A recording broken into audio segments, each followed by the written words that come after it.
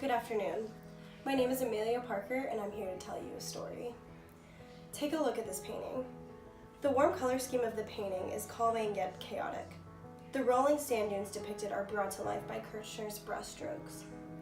Not only is this painting beautiful and intriguing, but the history behind it is just as rich and vibrant.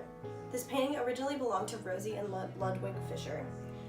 They were a Jewish family that lived in Frankfurt, Germany, and were expressionistic art collectors between 1905 and 1925. When the Nazis took hold of Germany, the Fischers knew they had to get out as soon as possible. They fled in 1935 and settled in Richmond, Virginia. They were only able to save roughly half of their collection. The rest of it was either stolen, lost, or destroyed, as was the case with other art collections at this time.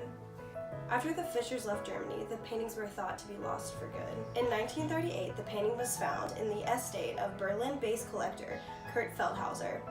It seems as though it was passed down through several people before making its way to the Museum of Modern Art in the 1940s. However, its whereabouts were unknown for those 3 years after the Fischer family left. Fischers. Many years later, an heir of the Fischers was scrolling through a Google page and saw this particular painting was listed and recognized it as belonging to the family. He immediately acquired a lawyer and began the long, exhaustive journey of restitution. The process ended up being a decade-long restitution case. The reason why it had taken so long is because it was listed under the wrong name and date. When the MoMA obtained this piece, it was named Dunes at Femmen, dated in 1912.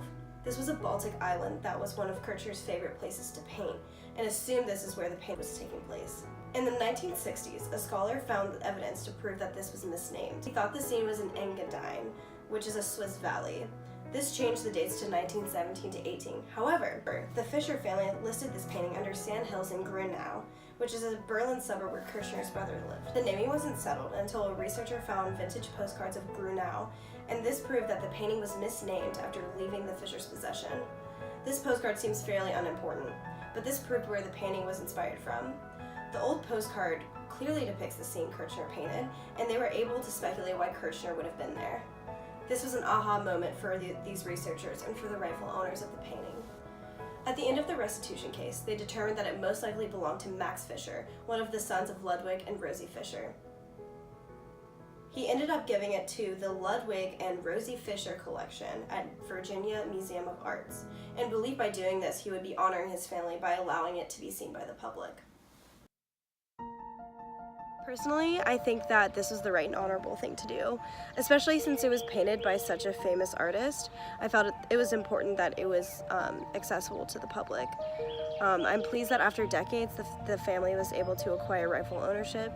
Even if they had chosen to keep it for their own private collection, they have the right to do so.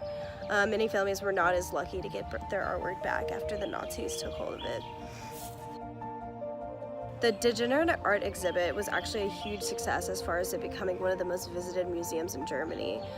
Although many did attempt to sneer at this art, many came to see the art for its beauty. One of the most visited paintings in this exhibit was actually by Kirchner, called Three Bathers. Kirchner was a very controversial artist, but his pieces resonated with many. The power of art is unmatched. Hitler attempted to own art, but failed. You can't own art because it belongs to all of us, and I think that the Fischer family understood and embodied that.